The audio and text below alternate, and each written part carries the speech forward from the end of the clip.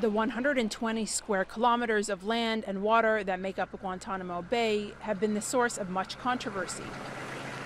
Not only because of the U.S. detention facility located here, but because of the unusual lease from Cuba that's allowed the U.S. Navy to maintain a base here for more than 100 years. Cuba claims the lease is invalid. We spend about $2,500 a year worth in gold. We send them a check every year in the lease. Castros have never cashed any of those checks on purpose. They've cashed a couple on accident. Fidel actually kept a drawer full of checks to show that he never cashed a check that try to invalidate the lease and to force us out of here, saying that we weren't paying what the land was worth. But now we still send the Cuban government the money, and we still maintain the naval station here. The 17.5 miles of fence line is all that divides Cuba from the U.S. naval base, which the United States has been leasing from Cuba since 1903.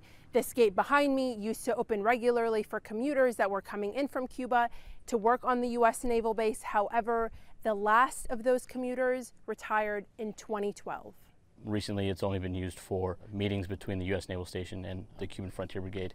Meetings are rare and security is tight along the border, which according to the U.S. military is still riddled with landmines on the Cuban side. The U.S. relationship with Cuba underwent many changes in 2016, with President Barack Obama working to normalize relations with Havana and making the first visit by a sitting U.S. president in 88 years.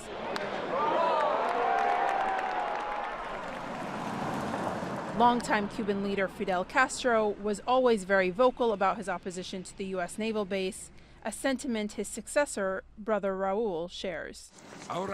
Now, a long and complex process begins toward the normalization of relations that will only be achieved with the end of the economic, commercial, and financial blockade, and the return to our country of the territory illegally occupied by the Guantanamo naval base.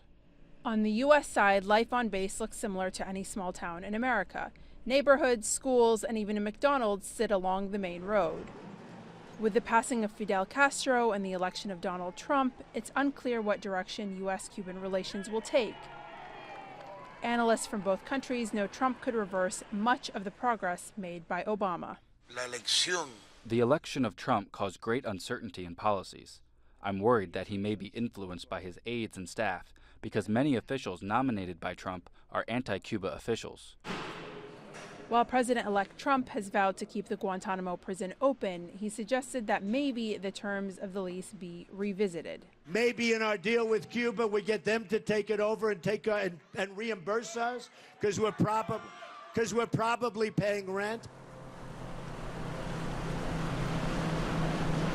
For the time being, it's business as usual on the base, but there's no telling what's on the horizon.